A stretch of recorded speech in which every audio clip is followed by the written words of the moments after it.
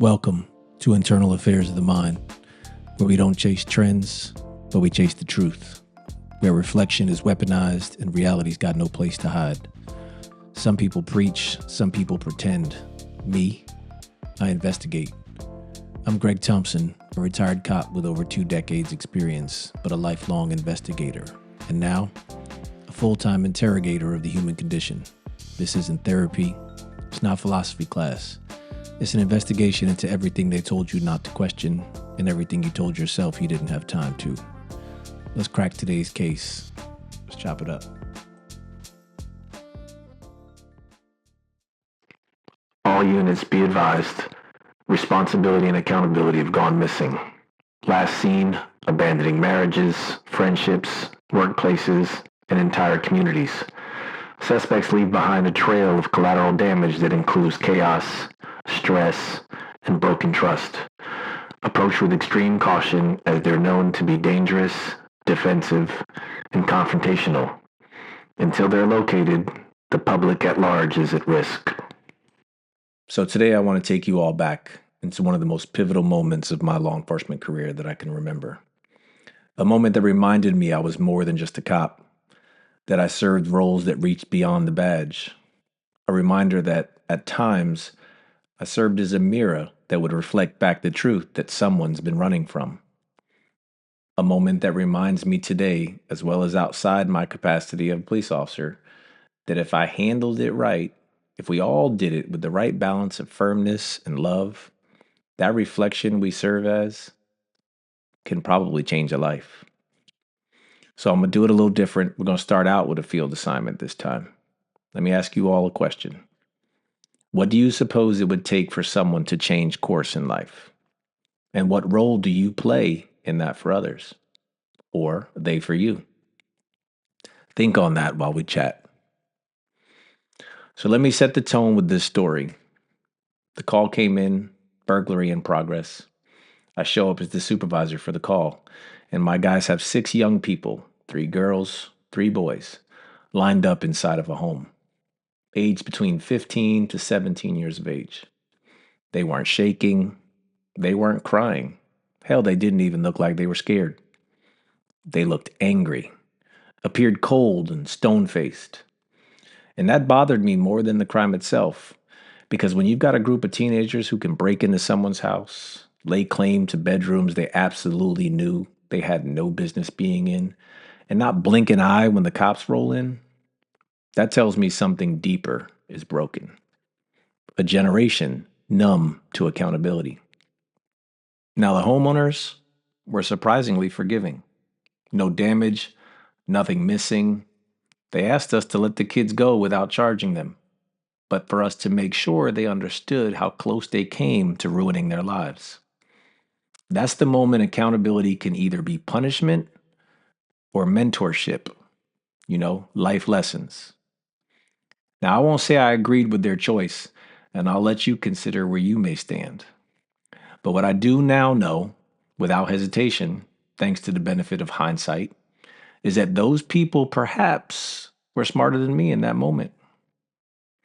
So we called the parents, made them come to the scene. Why? Because I usually found on the job with the right type of kids that nothing hits harder than when your mom or dad hears what you've been up to straight from the police. And when those parents arrive, let's just say that's when the real show starts. Sometimes that reality check does more than any set of handcuffs or any time in jail ever could. So call was over. Everyone was going their separate ways. Essentially, no harm, no foul, right? But as I was leaving, walking to my vehicle, I heard, "Hey, Sergeant New York." Now that nickname from the mouth of someone, especially a young person, it meant we met before. It meant I'd had one of my conversations with them. Those sit-downs where I told kids, look, I've got discretion here, but if we meet again, consequences get heavier. If there's a third time, I'm not saving you. This kid, this was his second time. So he chopped it up again. All while his friend was so confused why he was wanting to talk further with me, this cop, after having escaped the potential consequences they were facing. The gist of the conversation, very similar to those I've repeated many times in the past. Don't let this happen again. You're so lucky. Why do you keep making these terrible life decisions? Pick better so called friends. Do better. Standard motivational conversation to a young person. Probably much more colorful than that, but you get my point. At the end, I worried it wasn't our last. So, about 2 weeks later, another call. Neighborhood pool, reports of teenagers drinking, smoking weed, being disorderly, way too late at night. When I pull up, my guys already have 7 kids on the curb. It's important to note that all of them were 17 or 18 years old. This group, stone faced again, full of that teenage bravado. You can't touch us. We're juveniles. We get to go home. They couldn't have been more wrong. Because in Georgia, 17 is old enough for the real jail, not juvie, the big house. As I exited my vehicle at first, I didn't notice anyone particular. But just then, I see him. He sees me. Same kid from the burglary. Same knucklehead I warned things wouldn't play out the same. But this time, before I could even speak, he jumped up from the curb. He starts pointing. He was drinking. She had weed. That's the bottle over there. The weed is behind that car tire. This kid turned instant snitch. And in that moment, I recognized multiple things happening at once. First, he violated street code. Snitches get stitches. Next, my officers were looking around like, what the hell is happening? And his friends, well, they hated him for it. Could see the anger pouring from them. How dare he? But me, I ain't gonna lie. I couldn't help but smile inside and still laugh like hell to this day whenever I tell people this story. Because what looked like betrayal to them, and it kind of was, it looked like growth to me, progress. He remembered my words. He remembered our conversations. He knew accountability was coming, and it finally scared his ass enough. And for once, he wanted to be on the right side of it. Now, we didn't take them to jail that day. We wrote them all citations, called the parents, and watched the show. Because now, at a minimum, it was going to cost them all some cash and time in court. And that's even more entertaining to watch. And I had my little sidebar with him again. What I explained very clearly was our final talk. This time, no sugar at all. I told him, if I keep running into you, you're going to end up jail or dead. Not a threat, just a guarantee based on the path you keep choosing.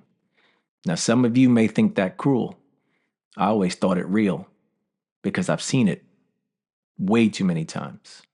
No school, no job, just roaming from bad choice to bad choice.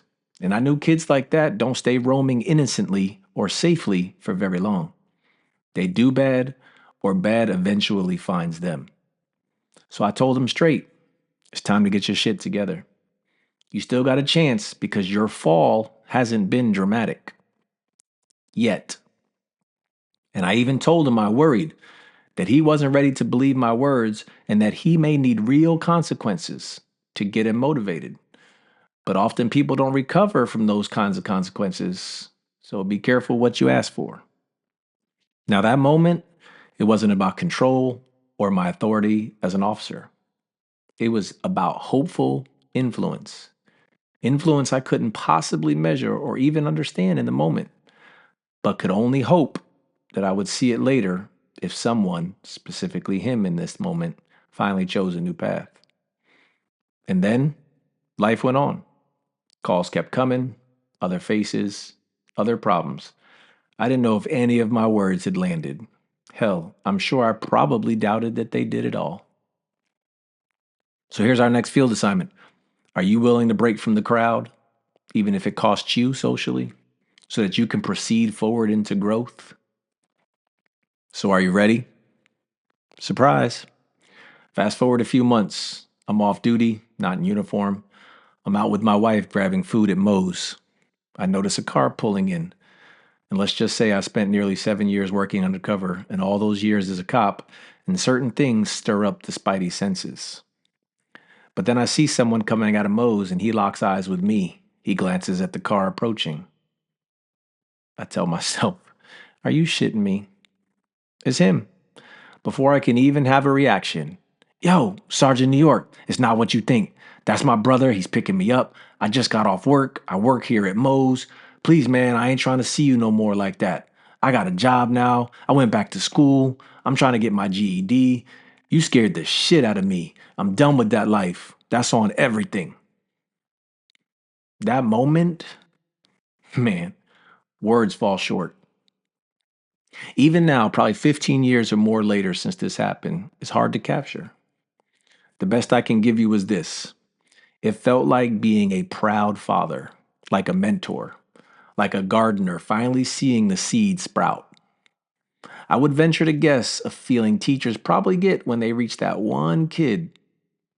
It was like watching my why, the reason I wore the badge, the reason I kept showing up through all the doubt and all the grind, suddenly came to life right in front of me. Not hope, not theory, but real, tangible, undeniable. Because here's the truth. Most of the time in law enforcement, we don't often get to see if we've ever made any difference. Even if for a second, we don't get to know if our words ever took root. We generally just move from call to call, from chaos to chaos, hoping something sticks. But this time, I got to see it, feel it, experience it. I got to see that the lectures, the accountability, the tough love, perhaps it wasn't all wasted. And man, that shit feels good. So, why do I tell you this story? Well, here's my truth I learned and I share with you. That day reminded me, and I wanted to remind you accountability isn't about punishment. It can be. It's not about proving you're right and someone else is wrong, or making someone feel small or insignificant because of mistakes or bad choices they made. And personally, for ourselves, we don't need to internalize accountability as some sort of an attack. It doesn't have to incite a feeling of negativity or feel like an attack that we have to defend. See, I once read that people who can't communicate think everything is or turn everything into an argument. And people who lack accountability think everything is an attack. So I offer that accountability is not negative. It's about love and grace. It's about holding someone to a higher standard because you care enough to no longer watch them destroy themselves or others. See, if someone feels you truly care, they'll listen far more than if they feel judged. In all my years wearing the badge, I learned one universal truth. People rarely remember every word you spoke, but they never forget how you made them feel. If they sense judgment, they shut down. Defenses up, walls built. But if they sensed genuine concern, if you let them keep their dignity, they tended to lean in. They listened closer. That's the heart of accountability. It requires judgment, yes, but it must be delivered in a way that protects dignity. Most people already know when they've messed up. The last thing they need is their self respect stripped away. When people feel safe, they're far more open to reflection, responsibility, and change. The problem is, accountability has picked up a bad reputation, not only because it's seemingly fading from our culture, but because when it does appear, we often deliver it very poorly. Somewhere along the line, we twisted accountability into an insult. If someone checks us, we act like they're against us. If someone calls us out, we treat it as an attack, even when we know we're wrong. The mindset has seemed to become so what? I'm wrong, but it's not your place to say anything. I've even seen this play out in the workplace where supervisors, whose actual job it is to hold people accountable, are treated as if they're out of line. But here's the truth. If you've got people in your life who never tell you when you're slipping, who never pull you aside and say, you're better than this, who let you slide unchecked, that's not friendship or love. That's loneliness and abandonment. And the same applies to you. If someone in your circle is headed for destruction and you stay silent because you don't want to hurt their feelings, you're not their friend. You don't love them. You're letting them drown while you float safely above the water. I once read something Doc Rivers said that captures this perfectly. Average players want to be left alone. Good players want to be coached. Great players want to be told the truth. And that's what real accountability is. Truth told, but with care. Because the absence of accountability isn't kindness, it's the absence of love. Now, I completely understand and recognize the obvious. Accountability conversations are rarely easy to give or receive. And quite frankly, they don't always work either. But does that eliminate our responsibility to have them? Do we allow irresponsibility and no accountability to become the societal norms because it's too difficult? What does that world look like? See, that young man taught me something. Accountability only works when it's wrapped in respect, when it's offered with consistency, and when it's given with the clear message that it's not about control, it's not about judgment, and it's not intended to be an attack. It's about showing hope in the person, validating their worth when they may not see it themselves. It's about making that person know you are concerned for their positive growth and not just abandoning them for their failures. So here's the last closing field assignment. Let me ask you this. Who do you need to hold accountable today? Not with anger, not with judgment, but with some guidance, with mentorship and love. Remember, it's called constructive criticism, not just criticism. Where have you perhaps shamed or humiliated rather than encouraged? Where might you need to hold yourself accountable or let others hold you accountable? Where have you let excuses take the place of ownership? Hell, further, where have you defended and attacked when you probably should have just listened? Because the truth is, accountability starts in the mirror. If we can't look ourselves in the eye and call our own bullshit, we'll never have the courage to call it out on anyone else. And we'll probably do it all wrong. If we can't be corrected without feeling offended, then we can't truly mature. Real growth begins the moment we stop blaming others and start correcting ourselves. That's where maturity lives. Inside the person that's willing to say, I'm open. I'm willing to work on me. We need to normalize that kind of internal dialogue for real. And we need to bring back the external dialogue too. The courage to hold each other to a standard of accountability. Because here's the truth, what we tolerate becomes the baseline. You tolerate no accountability, then excuses become the norm. And every standard we refuse to enforce eventually becomes the new acceptable. So lower your tolerance for excuses, raise your standard for accountability. That's how the seed of growth eventually takes root. You see, accountability isn't about putting someone down, it's about pulling them forward. It's not about punishment, it's about potential. And sometimes, in trying to guide someone else through accountability, we end up being the ones reminded of our own why along the way. Two for the price of one. So let me leave you with this so there's no misunderstanding about who may have actually been given the most that day and who learned from who. That kid, he'll probably never know how much he gave me outside of Mose. Maybe he thought he was proving himself to me. Maybe he believed I was the one helping him.